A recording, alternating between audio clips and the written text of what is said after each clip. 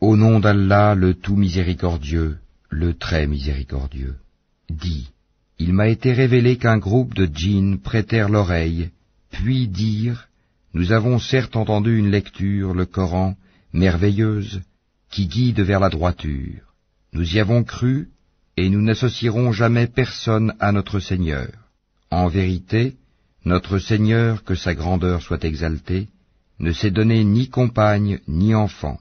Notre insensé, Iblis, disait des extravagances contre Allah, et nous pensions que ni les humains ni les djinns ne sauraient jamais proférer de mensonges contre Allah. Or, il y avait parmi les humains des mâles qui cherchaient protection auprès des mâles parmi les djinns, mais cela ne fit qu'accroître leur détresse. Et ils avaient pensé, comme vous avez pensé, qu'Allah ne ressusciterait jamais personne. Nous avions frôlé le ciel et nous l'avions trouvé plein d'une forte garde et de bolides. Nous y prenions place pour écouter, mais quiconque prête l'oreille maintenant trouve contre lui un bolide aux aguets. Nous ne savons pas si on veut du mal aux habitants de la terre, ou si leur Seigneur veut les mettre sur le droit chemin. Il y a parmi nous des vertueux, et d'autres qui le sont moins. Nous étions divisés en différentes sectes. Nous pensions bien que nous ne saurions jamais réduire Allah à l'impuissance sur la terre, et que nous ne saurions jamais le réduire à l'impuissance en nous enfuyant.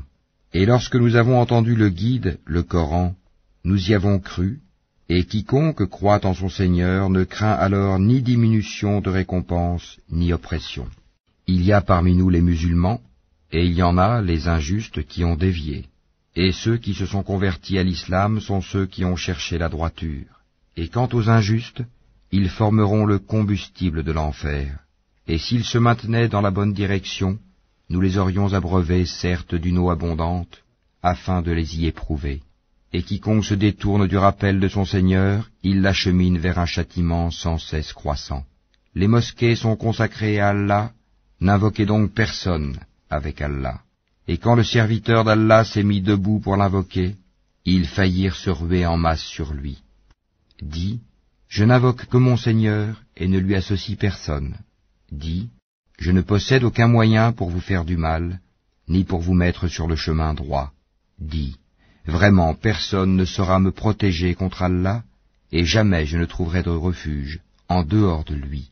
Je ne puis que transmettre une communication et des messages émanant d'Allah, et quiconque désobéit à Allah et à son messager aura le feu de l'enfer pour y demeurer éternellement. Puis quand ils verront ce dont on les menaçait, ils sauront lesquels ont les secours les plus faibles et lesquels sont les moins nombreux. Dis, je ne sais pas si ce dont vous êtes menacés est proche, ou bien si mon Seigneur va lui assigner un délai. C'est lui qui connaît le mystère, il ne dévoile son mystère à personne, sauf à celui qu'il agrée comme messager, et qu'il fait précéder et suivre de gardiens vigilants, afin qu'ils sachent s'ils ont bien transmis les messages de leur Seigneur. Il cerne de son savoir ce qui est avec eux, et dénombre exactement toutes choses.